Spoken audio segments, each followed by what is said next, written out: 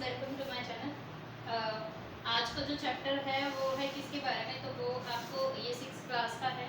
6th class का पहला chapter जो कि किसके बारे में है, हमारे क्या कहते हैं सौरमंडल के बारे में। सौरमंडल में पृथ्वी के बारे में ये बात कर रहा है ये चैप्टर, तो इसकी हम बात करते हैं। ठीक है बच्चों, ओके देखते हैं हम क्या है इसमें।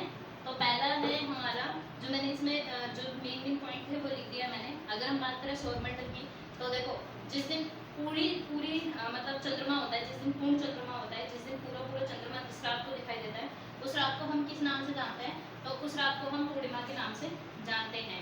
यानी रात को पूरा चंद्रमा दिखाई देने वाला दिन हमारा पूर्णिमा कहलाता है। इसके जस्ट 15 डेज बाद, यानी आफ्टर 15 डेज क्या होता है, आफ्टर 15 डेज हमें कहते हैं चंद्रमा दिखाई ही नहीं देता। ऐसा होता है कि चंद्रमा पूरा गायब हो जाता है। तो जिस दिन चंद्रमा पूरा गायब हो जाता है उस दिन बच्चों उसे क्या कहते हैं, उसे हम अमावस्या कहते हैं।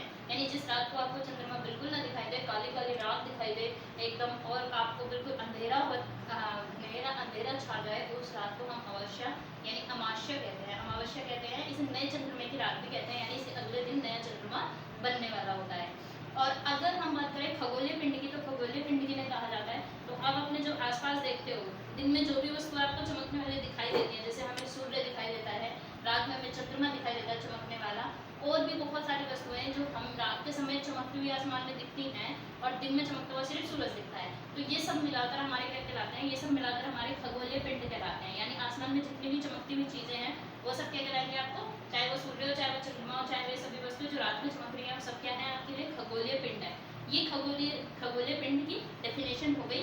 अगर आपसे कोई भी पूछे खगोलीय पिंड किन्हें कहते हैं, तो आप लिख दोगे सूर्य, चंद्रमा और वे सभी वस्तुएं जो रात में चमकती हुई दिखाई दे रही है, वो सभी आपके लिए क्या है, खगोलीय पिंड है। जैसे आप देखते हो कि सूर्य क्या हो रहा है, चमकता हुआ दिखाई दे रहा है, क्योंकि आप उसके सामने नहीं देख पा रहे। रात में आप देख रहे हो चंद्रमा, रात में चंद्रमा क्यों चमक जाता है, क्योंकि सूरज की रोशनी जो है वो कम हो जाती है और सूरज चंद्रमा के पीछे आ जाता है। जब चंद्रमा के पीछे आता है तो रोशनी किसको देता है, चंद्रमा को देता है, और चंद्रमा चमकता हुआ दिखाई देता है।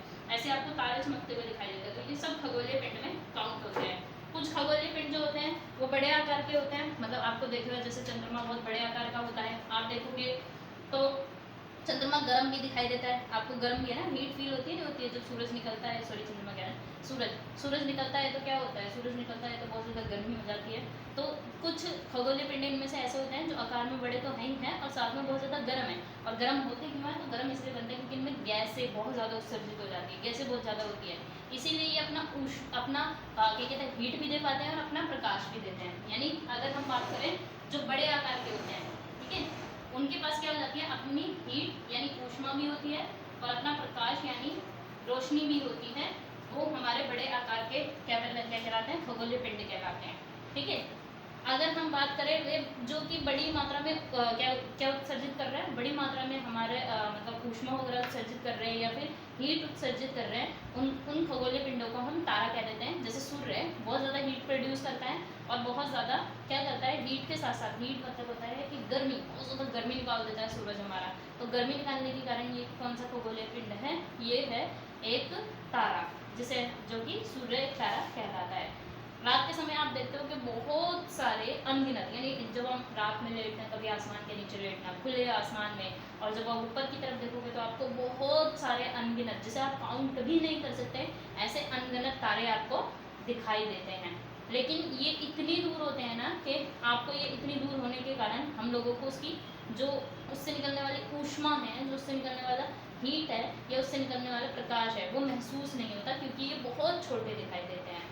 ठीक है, अब हम बात करें नक्षत्र मंडल किसे कहते हैं, तो खगोलीय पिंड तारा जिसे कहते हैं सूर्य। नक्षत्र मंडल की बात करें तो जो तारे होते हैं, जितने भी तारे हैं उनको आप कलेक्ट कर दो, अगर तारों को एक जगह लगा दो, 1 तारा 2 तारा 3 तारा 4 तारा 5, ये सारे तारे एक जगह आ जाए, तो इन सबको मिला के इनके समूह को क्या कहते हैं, नक्षत्र मंडल कहते हैं। इसमें 2 नक्षत्र मंडल मेन है, उषा मेजर और बिग बियर। ये 2 नक्षत्र मंडल सबसे मेन होते हैं। और इसमें एक नक्षत्र मंडल होता है सप्तऋषि, जो 7 तारों का समूह होता है। ये ऊर्जा मेजर का भाग होता है।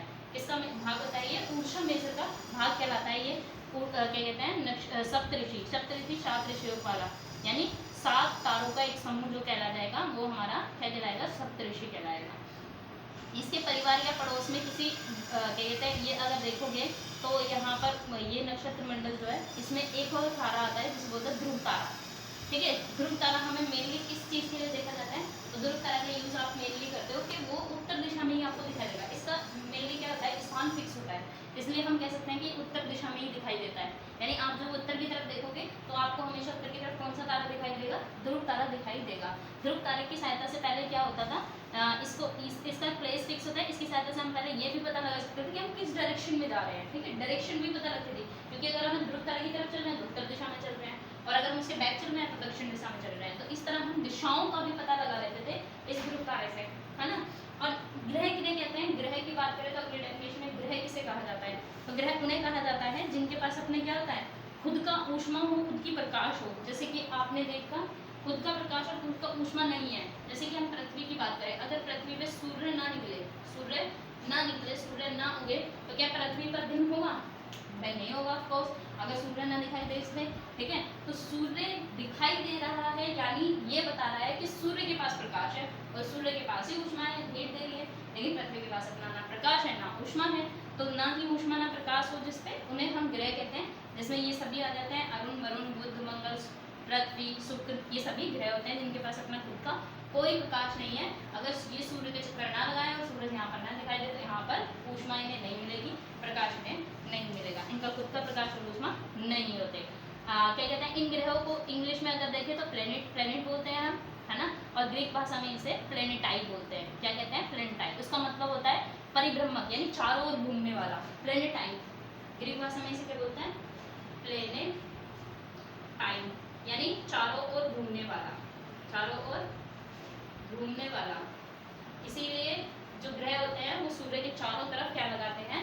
चक्कर लगाते हैं, जो कि मैंने कल की वीडियो में बताया था। अगर आपने नहीं देखी वो वीडियो तो जरूर जाकर देखना। ठीक है, पृथ्वी जिस पर हम रहते हैं वो भी क्या है? एक ग्रह है। ठीक है, ये क्या करती है? अपना जितना भी पूरा प्रकाश और सूर्य की जितनी भी किरणें, मतलब सूर्य से मिलने वाले ऊष्मा है और प्रकाश है, वो किससे लेती है? सूर्य से लेती है ना। पृथ्वी का सबसे नजदीकी तारा है ये, और पृथ्वी को बहुत अधिक दूर से, जैसे कि चंद्रमा देखने पर चंद्रमा की तरह चमकती हुई प्रतीत होती है। मतलब चंद्रमा को देखेंगे तो चंद्रमा के हमारी पृथ्वी के लिए चमकता हुआ एक तारा है। अगर हम बात करें बृहस्पति, शनि और यूरेनस की, ये तीन ग्रह ऐसे हैं जिनके पास अपना छल्ले होते हैं, यानी इनके चारों तरफ छल्ले आकार की चीज़ें पाई जाती हैं। जैसे मैं बना के बताया था, ये एक ग्रह है, मानो लेट्स सपोज ये ग्रह, इस ग्रह के चारों ओर ये जो छल्ले हैं, ये छल्ले किस किस के पास होते हैं? तो तीन ग्रह हैं, बृहस्पति, शनि और यूरेनस। इनके चारों तरफ क्या होते हैं? छल्ले पाए जाते हैं। आप देखोगे असंख्य छोटे छोटे पिंडों से बनी हुई यहाँ पर पट्टियाँ पाई जाएंगी। ठीक है, पृथ्वी इन छल्लों को शक्तिशाली दूरबीन की सहायता से देख सकते हैं। अगर हम देखना चाहें पृथ्वी से इन छल्लों को तो हम देख पाएंगे किससे? दूरबीन की सहायता से सिर्फ देख सकते हैं, और कैसे भी नहीं देख सकते। ठीक है, आसमान में दिखाई देने वाला अगर हम चंद्रमा की बात करें तो चंद्रमा क्या है? एक उपग्रह है, और जैसे कि मैंने लिखा है सूर्य और 8 ग्रह है। और अगर हम बात करें उपग्रह है और हम बात करें खगोलीय पिंड की, यानी सूर्य, जो कि तुम्हें पता है कि क्या है? सबसे शक्तिशाली। ठीक है, सूर्य है, सूर्य के चारों तरफ सारे ग्रह है, यानी 8 के 8 ग्रह चक्कर लगाते हैं। और कुछ हमारे उपग्रह हैं, जैसे कि हमारा चंद्रमा, और ऐसे बृहस्पति पर भी है, और ऐसे और भी हैं। खगोलीय पिंड कुछ छोटे छोटे, जैसे उल्का पिंड वगैरह, वो सब हमारे जो कि क्षुद्र ग्रह की पट्टी दिखाई थी तुम्हें, वो सब हमारी क्या कहलाते हैं? मिलकर सौरमंडल कहलाते हैं। इस सौरमंडल का मुखिया कौन होता है? मुखिया सूर्य होता है। सूर्य मुखिया होता है, जैसे कि हमारी फैमिली में हमारे हेड ऑफ द फैमिली, मतलब जो फादर होते हैं वो मुखिया होते हैं। ऐसे सूर्य इन सबका नेतृत्व करता है, इन सबको बताता है कि किस डायरेक्शन में चलना है, क्या करना है, और इनको रोशनी देता है, इसलिए इसे मुखिया कहा जाता है। ये पृथ्वी से है कितनी दूर? तो 15 करोड़ किलोमीटर दूर है सूर्य पृथ्वी से, यानी पृथ्वी से इसकी दूरी देखेंगे तो 15 करोड़ किलोमीटर दूर ये दिखाई देगा। ठीक है, इसमें क्या कहते हैं? इसका जो इनका उल्का पिंड है, इनको मिलाकर भी सौरमंडल का निर्माण होता है।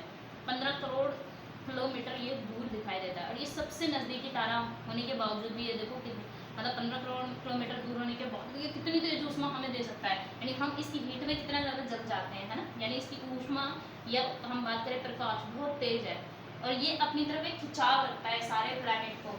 मतलब अगर आप बात करते थे कि जैसे हम ये हमारा सूर्य है, इसके चारों ओर सारे ग्रह चक्कर लगा रहे हैं, और सारे ग्रह चक्कर अपने ही डायरेक्शन में कैसे लगा रहे हैं? क्योंकि इसके अंदर एक बल होता है जिसे खिंचाव यानी गुरुत्वाकर्षण बल कहते हैं। ये अपनी तरफ सबको खींच के रखता है, उसी पाथ पे खींच के रखता है जिस पाथ पे ये घूम रहे होते हैं। अब हम बात कर लेते हैं ग्रहों की। तो ग्रह में बात करें तो सौरमंडल में 8 ग्रह हैं, जो कल की वीडियो में मैंने पढ़ा दिए थे। उनको अगर हम सीक्वेंस से याद कैसे करेंगे ये भी मैंने बता दिया था। बुध, शुक्र, पृथ्वी, फिर मंगल, फिर बृहस्पति, फिर शनि, यूरेनस और नेपच्यून आता है, जो कि इंग्लिश में याद करने के लिए आपको एक लाइन भी दे रखी है, my very efficient mother just serve us nuts. और हिंदी में याद करना है तो आप मंथ्स नेम डेज नेम के अकॉर्डिंग याद कर सकते हो, एक दिन छोड़कर सौरमंडल में ये सभी 8 ग्रह क्या करते हैं, एक निश्चित मतलब पथ पर एक निश्चित डायरेक्शन बोले तो उस डायरेक्शन पर सूर्य के चक्कर लगा देते हैं। जिस डायरेक्शन को यानी ये जो पथ लगा रहे हैं, ये जो डायरेक्शन इस पथ पर ये जो चक्कर लगा रहे हैं सूर्य के, इसको हम दीर्घवृत्ताकार पथ कहते हैं। क्या कहते हैं इसे हम कहते हैं दीर्घवृत्ताकार पथ। इसी को हम इनकी कक्षा भी बोल देते हैं, जो कि आप साइंस में पढ़ते भी हो, K-L-M-N। ठीक है, ये जो है ये इनकी कक्षा भी कहलाती हैं। जैसे आप K-L-M-N पढ़ते हो ना साइंस में, तो वही कक्षाएं ये भी हैं। इनकी ये पथ है, इनकी ये डायरेक्शन है। तो सूर्य जो बुध है वो सूर्य के सबसे नजदीक है, क्योंकि सबसे पहला ग्रह बुध ही आता है सूर्य के। ये 88 दिनों में इसका चक्कर लगाता है, ये बताया था मैंने प्रीवियस वीडियो में। इसीलिए शुक्र को यानी शुक्र जो बुध तो इसके सबसे पास होता है। नेक्स्ट क्या है, शुक्र, क्योंकि बृहस्पति को छोड़ के कौन सा है, शुक्र। तो शुक्र को बात करें तो शुक्र में कुछ ऐसी चीजें पाई गई हैं जो लगभग पृथ्वी की जैसी है, इसलिए उसे पृथ्वी की बहन, ठीक है, पृथ्वी की बहन कहते हैं, पृथ्वी का जुड़वा कहते हैं, क्योंकि इसकी आकृति और आकार लगभग किसके समान है। यानी अगर हम बात करें, ये शुक्र ग्रह है और ये पृथ्वी ग्रह है, इन दोनों की आकृति लगभग समान पाई गई है दोनों की। ठीक है, आकृति में ये एक जैसे, इसलिए इन्हें जुड़वा भी कहा जाता है, जुड़वा बहन कहा जाता है इसे पृथ्वी की। किसकी, तो पृथ्वी की जुड़वा बहन कहा जाता है।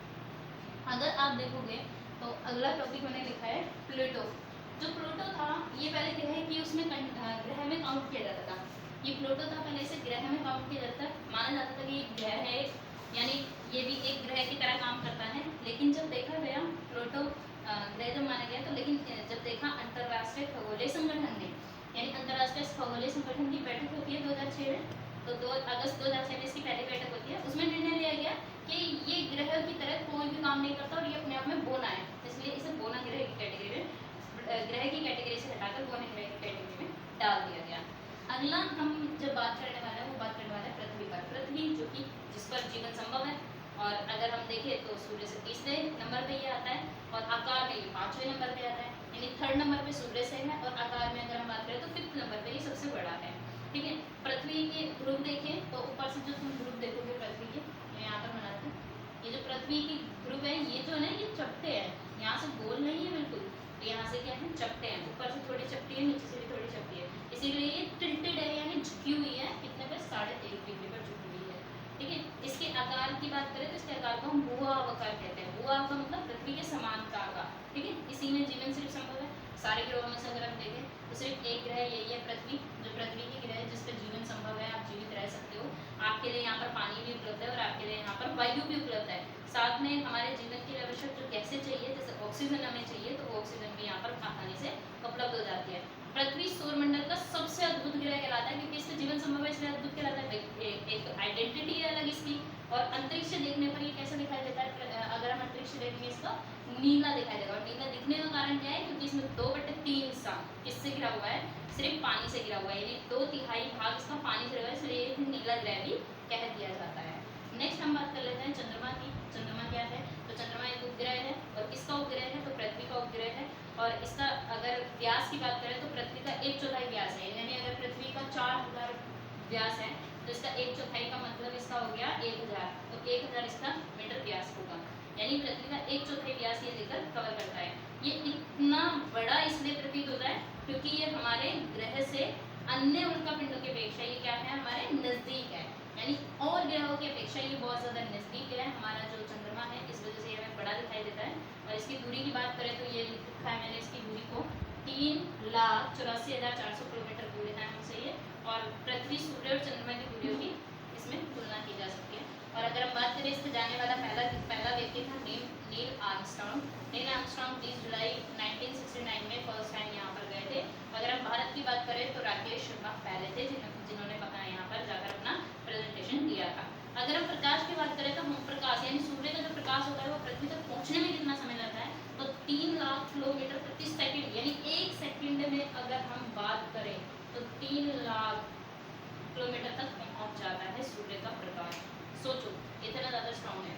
जब खुद का अगर टेम्परेचर देखोगे सूर्य का बच्चों तो 6000 डिग्री सेल्सियस इसका टेम्परेचर होता है। 6000 डिग्री सेल्सियस टेम्परेचर पर ये काम करता है। ठीक है, ये मैंने लिखा। आज की नॉलेज आपको कैसी लगी? अभी इस चैप्टर में थोड़ा कुछ और बचा है जो कि हम नेक्स्ट वीडियो में आपको देंगे। ठीक है, और आपको ये कैसा लगा जो कि अभी आपको बताया गया, आप प्लीज़ बताइएगा एंड शेयर एंड सब्सक्राइब करना ना भूलें। Thanks for watching my channel.